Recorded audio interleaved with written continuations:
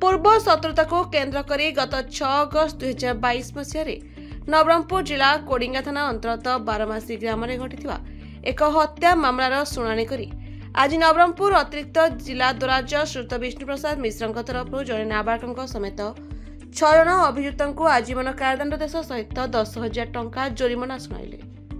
गत 6 अगस्त 2022 मसीह नवरंगपुर जिला कोडिंगा थाना अंतर्गत बारमासी ग्राम डम्बरू पूजारी एवं पड़लाम पूजारी निज विंश केयर रे काम करथिले। से समय अभियुक्त अनंत पूजारी, शिव पूजारी, चंदन पूजारी, डुमर पूजारी, डालिंब पूजारी समेत जड़े नाबालक मिलित भाव में आक्रमण करथिले एवं पदलाम पूजारी को ट्रैक्टर चापी देथिले एवं डम्बरू पूजारी को आक्रमण करथिले, जहा फଳରେ तांकर मृत्यु होइतला। ट्रैक्टर चापी होइतवा पदलाम पूजारी को गुरुतर होई पड़थिले।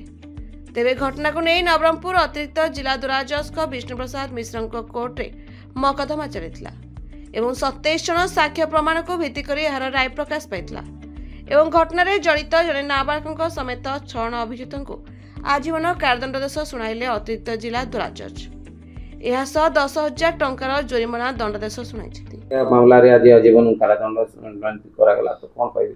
देखो गत 6/8/2022 रो गोटे हत्या घटना को नहीं कोडिंगा थाना अंतर्गत बारामसी ग्राम रे जो हत्या होता उक्त हत्या मामला को नहीं मकदमा चलता नवरंगपुर अतिरिक्त जिला दोराज जज श्रीजुक्त विष्णु प्रसाद मिश्र महोदय न्यायालय उक्त मकदमार शुणाणी करी आज राय प्रकाश पाई। यही मकदमा 6 जन अभियुक्त जड़े बाल अपराधी सह 6 जन अभियुक्त से आजीवन कारादंड दंडित होती। मृतक किए थिला और कोन? मृतक थिले डम्बरू पूजारी एवं आउ जड़े इंजुर्ड थिले पदलाम पूजारी। 27 जनकर साक्ष्य प्रमाण को भित्ति करी माननीय अतिरिक्त जिला दोराज जज आजीवन कारादंड दंडित करछन्ती। कोन हेतिला घटना सर? कोन करथिले?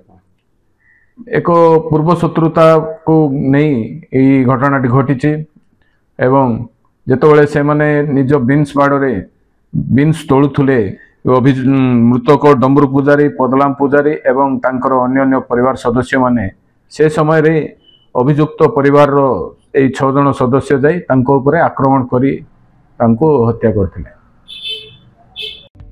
Nabarangpur Srimadri Patnaik report the Republic Odisha 24 news.